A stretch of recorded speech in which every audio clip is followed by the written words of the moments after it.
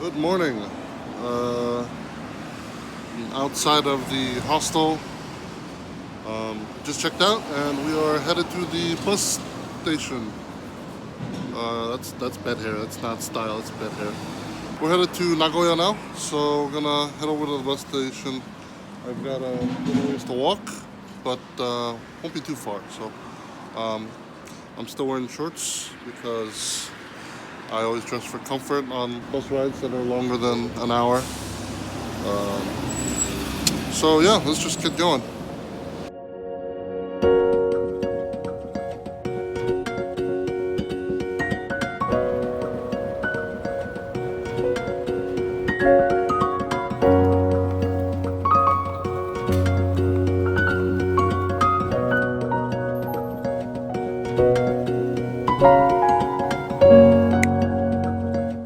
Everybody's just trying to get to work in this big giant building. I want to see if I can get up there. I still got about a half hour left, so.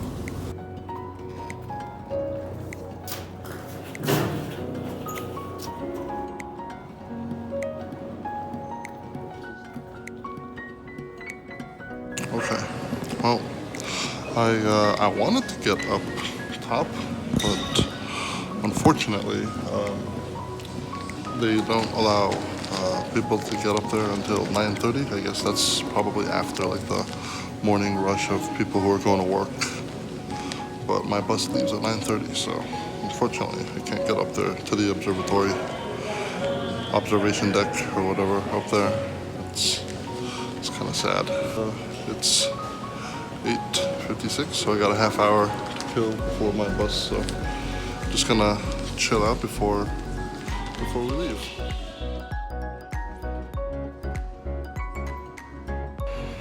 Can't get up to the top, so I figured it's a half hour to kill. I might as well just like walk around and see what. But even all the breakfast places they're closed, and they don't open till like 10:30. What's the point of having a breakfast joint if you're not going to be open for breakfast? I mean, 10:30, 11 o'clock, that's lunch territory. But man, look at how awesome that building looks. And they've got two walkways up there, right up there. One and two. Really cool.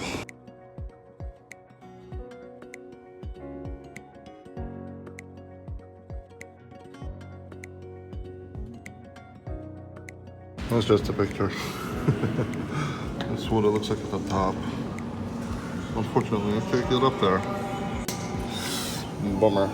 See? I'll let you up until 9:30. Womp womp. So I literally just walked onto the elevator and just hit the 39 button. So I don't know if this is gonna work out or not, but I figured I might as well try. If it doesn't work, at least I tried. Oh wow.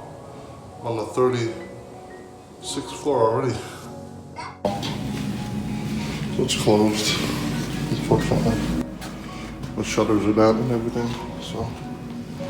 Well, at least I have to say I got up to the 39th floor. Oh well, at least I tried.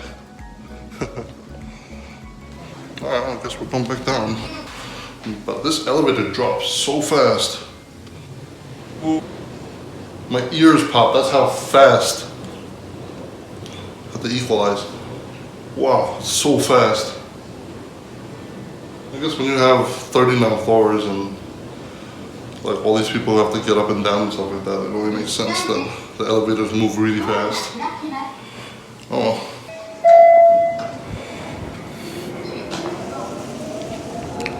Womp womp. Special Osaka Coca-Colas. That's pretty cool. So they like call you and tell you to follow them to the bus, which is right there in the parking lot. So yeah. I reckon they'll just check our confirmation numbers or something.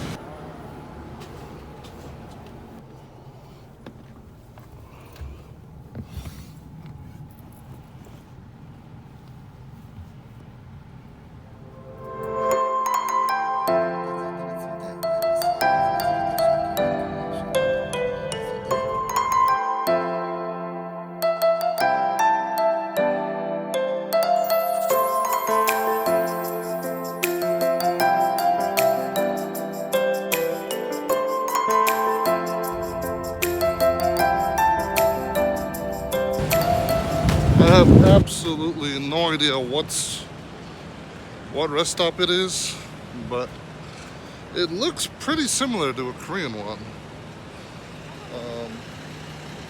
I want to see what kind of like restaurants and stuff they have, but I mean, it looks pretty like similar to a Korean one. You got all the trucks and buses in the back, cars and stuff in the front. So I slept with my mouth open, so like my mouth is super dry. But I'm gonna head up the bathroom first, and then see what I can grab to eat. So clean.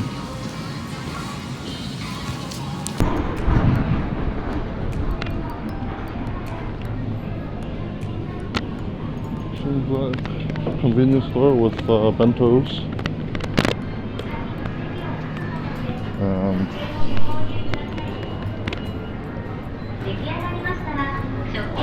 Vending machines for your tickets. Interesting.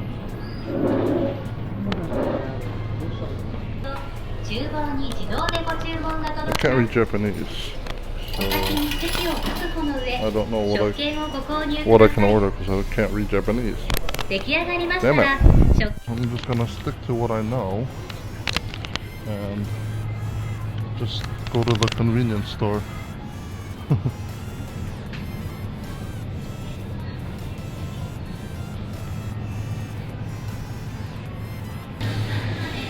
Rest stop goodies.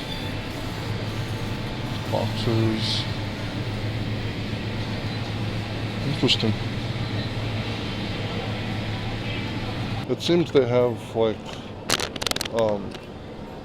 specialty products from like the local area.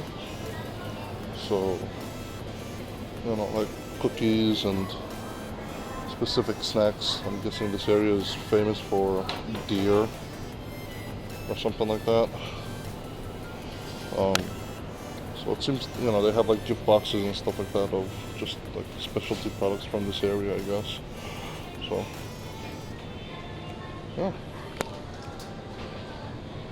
Kit-Kats. Pretzel sticks and energy jelly thingy-majiggy. And that's it. That's what happens when you can't read Japanese. And I wasn't about to try to feel pissed off in the bus by playing food roulette either, so yeah, plus we don't have that much time, so whatever. Just gonna head back on the bus and catch up on some sleep again. The big pink bus, Wheeler Express. Make sure this is my bus. Yep.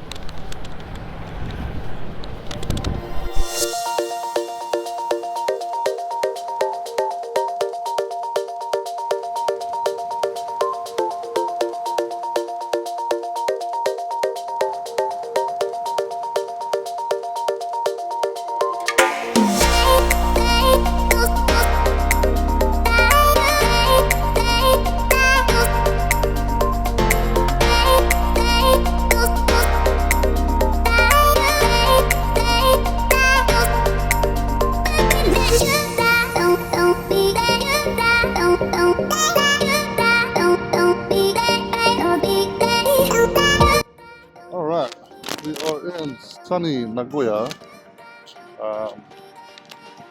And it's a quaint little town, seems. It's not very like busy or touristy looking, which is kind of what I wanted, so that's nice. I'm gonna start heading over towards my accommodations for the next 2 days, and then just drop off my bag and stuff like that for now, and then head over, do my thing. So yeah, I'll check in with you guys in a little bit.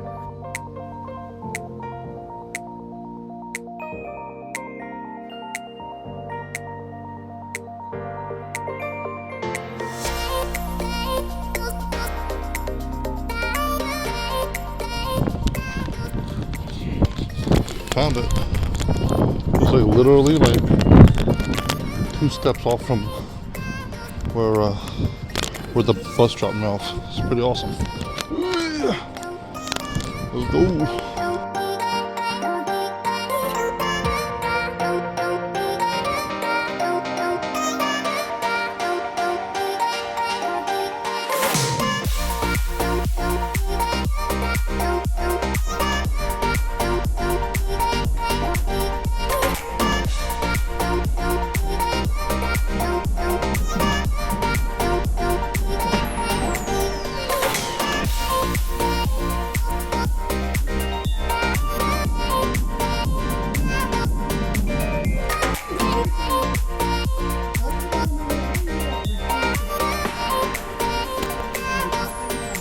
So I'm here in Nagoya, and I'm like really far south now in Kigofuto, and it's a port city. You can tell by the giant building like boats in the freaking distance. There's one, there's another one right there. I mean, these things are massive, man, and they're just like loading up cars. It's just like they have like huge queues of this like cars just getting loaded up into this freaking huge mammoth of a building boat. That thing is huge. Holy crap! And that one's also just as big. I mean, damn, it's the size of a freaking apartment building. It's a gorgeous day out. It's not that windy. I'm here at the SC Maglev and Train museum thing. It's kind of like JR's like big spiel down here. So if you guys don't know what JR is, it's one of the major rail companies here in Japan. So they have this like really cool like museum with like all these like different trains and stuff like that. I figured that'd be really cool to check out, just because I'm probably not gonna have another chance to come to Nagoya. Who knows? Maybe I will. We'll see. Yeah, it's gonna be interesting. Like seriously, you notice there's no trash on the floor. None. There's not a single candy wrapper, nothing on the floor. How crazy is that?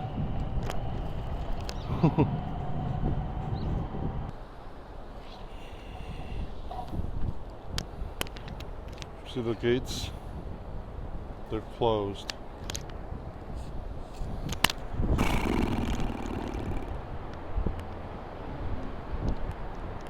I forgot to check the Google schedule thing. And as soon as I arrived, I noticed that the entrance was closed. I was like, are they closed today? And I checked. And they're open every freaking day of the week except Tuesday.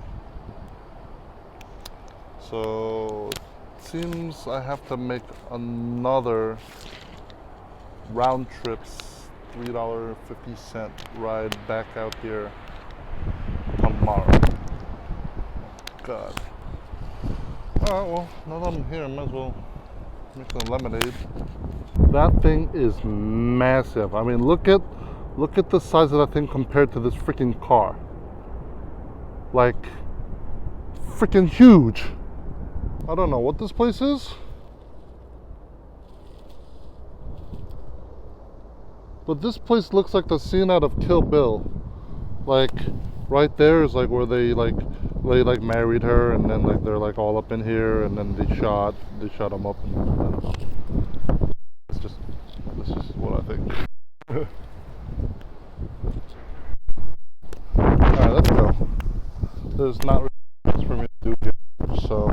Alright, after that horrible mishap of showing up the place is closed, I'm here at the Toyota Commemorative Museum of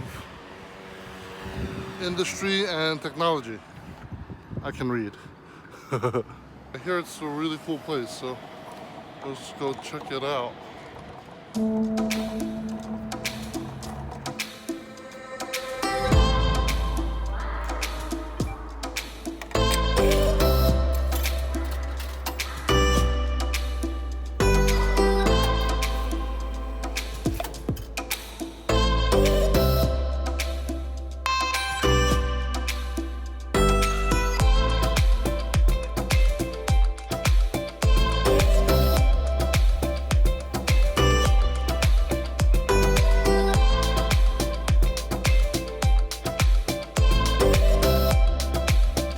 started off as a textile company.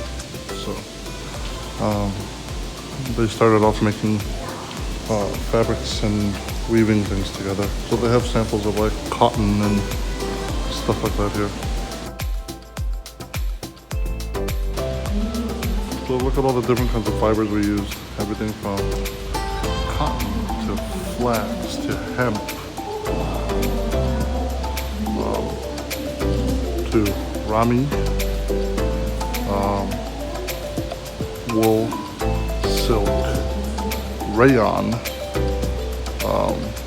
nylon, polyester, which is a lot of t-shirts today, acrylic. I didn't know they made acrylic. And you have glass fiber for, fiberglass. And then you have carbon black. That roll must be so expensive. Pretty cool. Please touch it gently. It's very soft.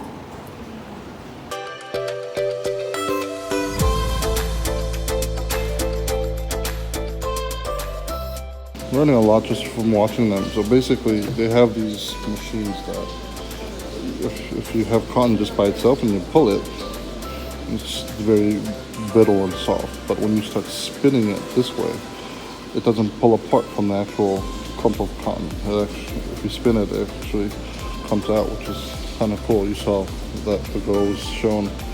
So this is an example of that one single process just multiplied over quite a bunch, which is pretty cool. So it spins the bottom,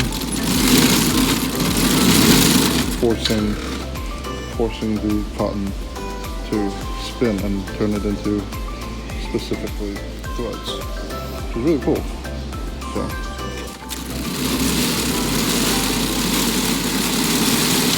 basically just spins all of them at the same time. So Gaon's Garabo spinning machine.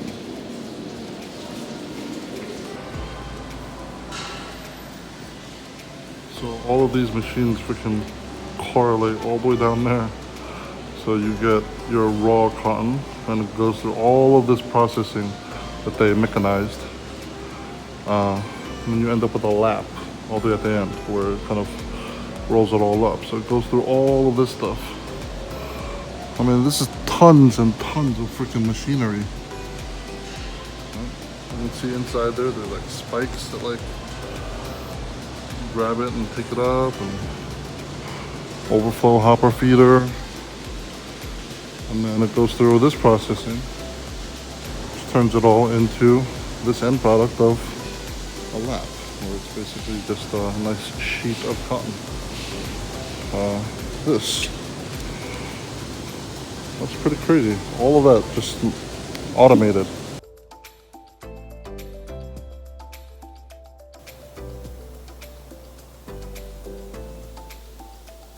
So these cards kind of go through, and then depending on what holes are punched out, it'll weave it onto the tapestry. It's called a jacquard unit.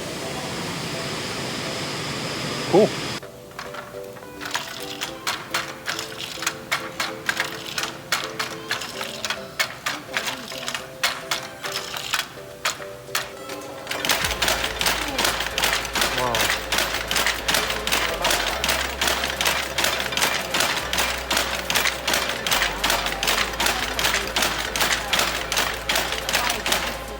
枚へ押し出すと一番下にあるシャトル、この傘の中に入ります。入ったと同時に糸がないシャトル、後ろから玉突きのようにこのように出てきます。糸は必ず残った状態で実は変わります。この糸全部使ってしまいますと布の方に糸がない部分ができてしまう。ご覧になってください。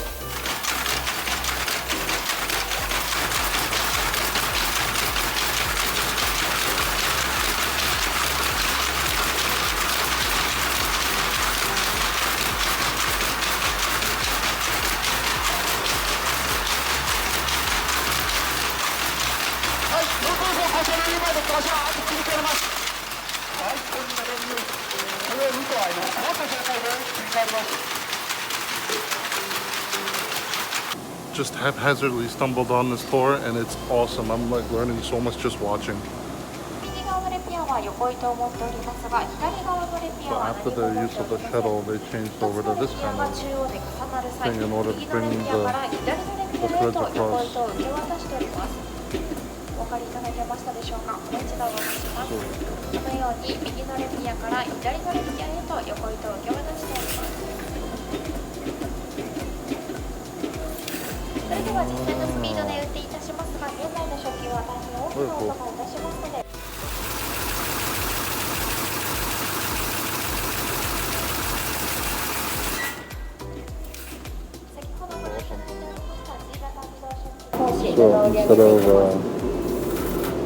instead of a shuttle, it uses water jets to bring the threads across.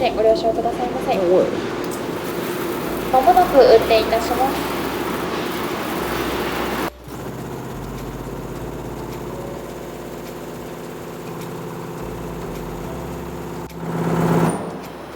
こちらの食器では1分間に約1000本の横糸を通し布を織り上げております。しかし織り上げこちらも大きな音がいたしますのでご了承くださいませ。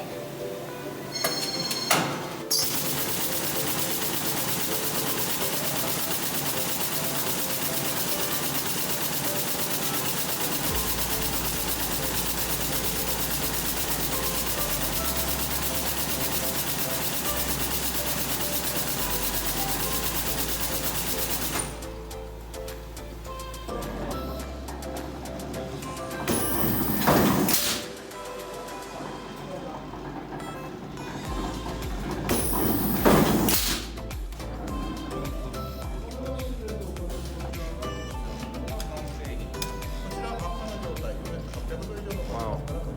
So you have a lot of that.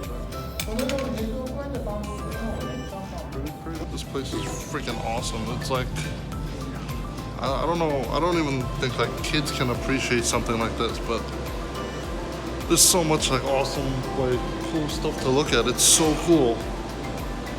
It's a shame there's like not more people here, but then again, I am in a city that's not as touristy, but this place is awesome. So if you ever have the chance to head out to Nagoya, I highly recommend y'all try to make it out here, because this place there's just so much cool stuff to see and look at. But we're gonna end up going into the automobile pavilion. So yeah, let's check it out. So Toyota as a car company is only like 100 years old, which is kind of crazy. They were taking apart Fords and GMs to reverse engineer some stuff. It's pretty cool. And as you know, each car part needs iron and different properties such as torsion, and impact, and hardness. And these machines were used for measuring iron properties. So this is the R&D for testing different types of metals for their engines and stuff like that. I will explain their challenge to produce their first engine. Their first engine was made based on the Chevrolet engine, 1933 model. And this diagram shows the scene of casting of a cylinder block. The casting is a process of pouring melted iron into sand mold. Let's come this way. This is a cylinder block. Kichiro has some confidence in casting because they were making weaving machineries by casting. But it was very difficult for them because the cylinder block has complex shape and hollow space inside. Now I'll open it so you can see the inside. Oh, cool. So this is a hollow space, but it's called water jacket. The water goes through for cooling the engine. And to make this hollow space, at first they use a sand mold called core, like this. So core requires strength to prevent collapsing against melted iron and ventilation to allow gas escape. But they produce a lot of defective products every day, like the picture. The Kiichiro trial oil core used in the US. This is sample cores. So they had many tests mixing many kinds of oil into sand. And after repeating trial and error, they found the perfect composition of oil core and succeeded in casting of a cylinder block. And they finally completed Toyota's first engine, Type A, in 1934. So this engine was better than Chevrolet engine at that time. To make a press mold. So the first body was made by hand forging. And then after they completed bodies, the body panels were welded in place by hand. They completed prototype passenger car, the Model A1, Pretty. in 1935. They adapted streamlined style. I mean, those are blueprints of the Model A, I think. And so it's all like history of Kiichiro Toyota. But, yeah, so apparently he went to the US and Europe in order to negotiate transferring patents for his automatic loom. Yeah, so he wanted to make cars after being successful in his textile business. So I just read up, and basically after like trying to build all these cars and stuff like that, Toyota actually went pretty much bankrupt in post-World War II Japan. And so he ended up having to just resign, and someone else took over, and with the help of Dodge, they formed the Toyota Motor Corporation, which is what it is today. And they were going to bring him on as president, but unfortunately, before they could do that, Kiichiro, he passed away. So, yeah.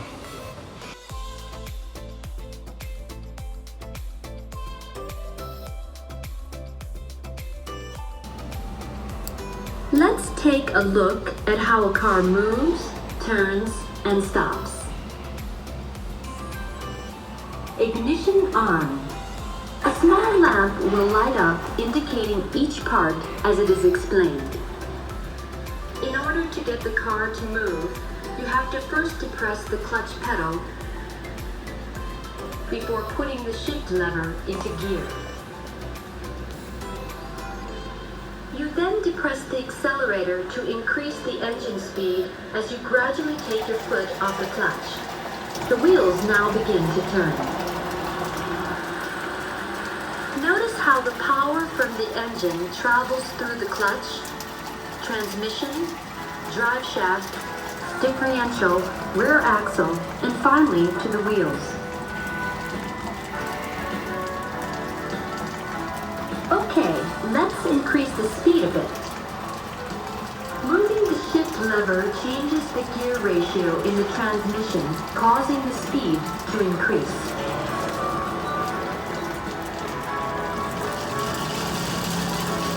Notice that the speed has increased.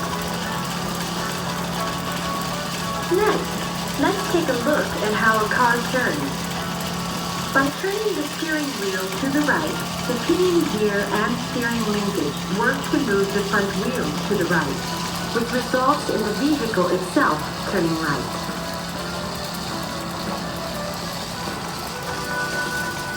Now, let's turn left.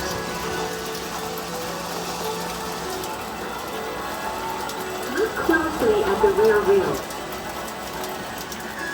Can you see that the outer wheel opposite the direction of the turn actually spins faster? That's because the outer wheel has to travel a greater distance than the inner wheel. This action is controlled by the differential gears.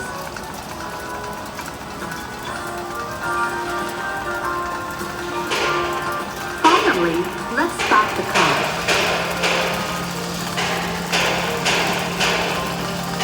By taking your foot off the accelerator and applying it to the brake pedal, the drum brakes on the inside of the wheels work to slow the spinning of the wheels.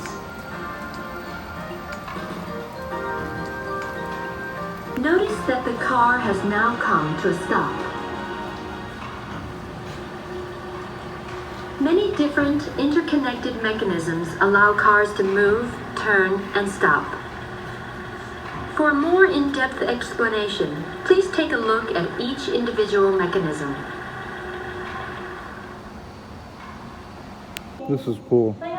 So there's a thing here on the floor. So if I press the pedal, you can kind of understand how a clutch works. Where I have it pressed, so it's disengaged. And now once I let it go, it engages the gearing. And how freaking awesome is that? So if I press it in, let it go. Awesome.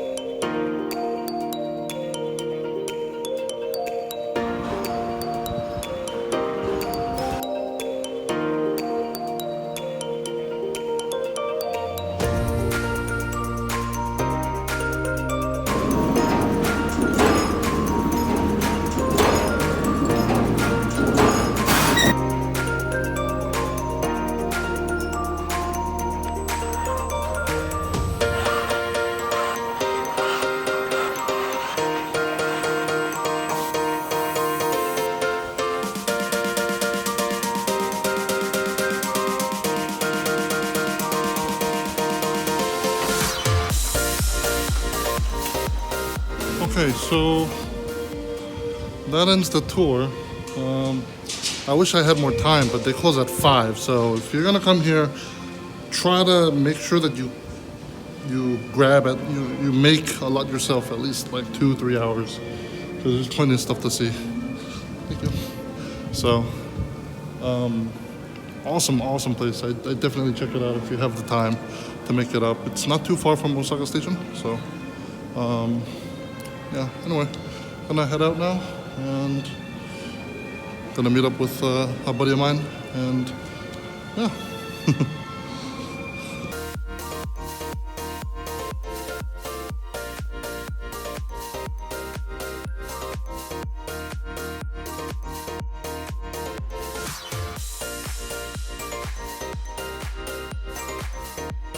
I just happened upon a book off, and there's some cool stuff here.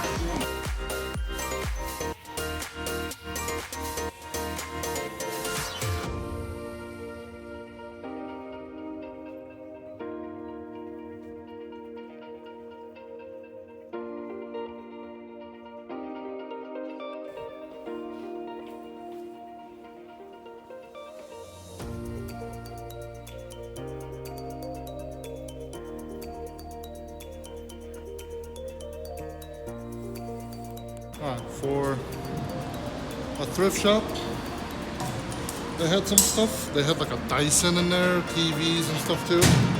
But in terms of gunpla, not a, unless they have a kit that you've been looking for a long time, I'd say it's just meh. The prices were not that much cheaper off of list price. Yeah, I don't know how other book offs work, but this one in particular right here was kind of meh.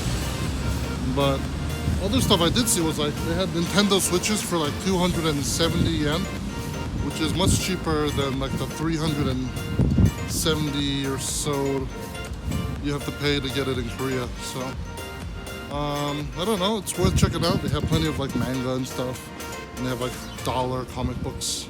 So anyway, I'm gonna head back to my hostel so I can check in. All I did was leave my bag in the lobby and then head out. But I'm gonna go back, grab some stuff, and then meet up with a friend for dinner. And then probably spend the rest of the evening out and about and then head back. So yeah, let's get going. All right. Yeah, just got done meeting up with buddy Peachy. Shout out to you if you're watching. Yeah, we hung out and he introduced me to Nagoya, Nagoya, I guess, region-specific dish called terasaki, which is basically these awesome banging chicken wings.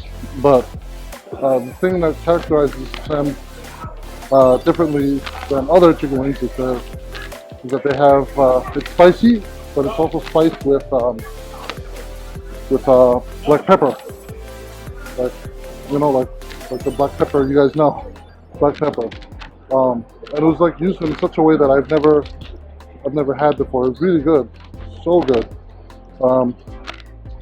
So yeah, I'm currently trying to find my way out of this station here, so I can kind of grab I guess like a midnight snack or something like that. It's only a little after 10, but that's gonna wrap up day one in Nagoya. Pretty action-packed, I'd say. Some disappointments as well as just catching up with an old friend. I haven't seen him in maybe 3 years. So anyway, gonna go find some trouble. So yeah, see you back at the capsule.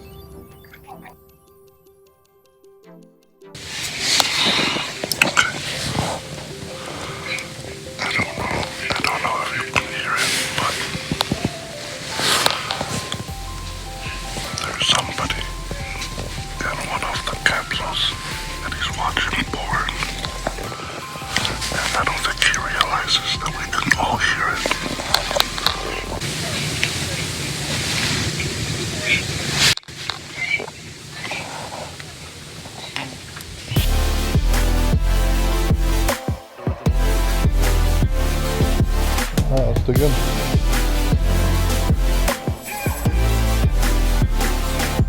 It seems every major city has their own special Coke bottle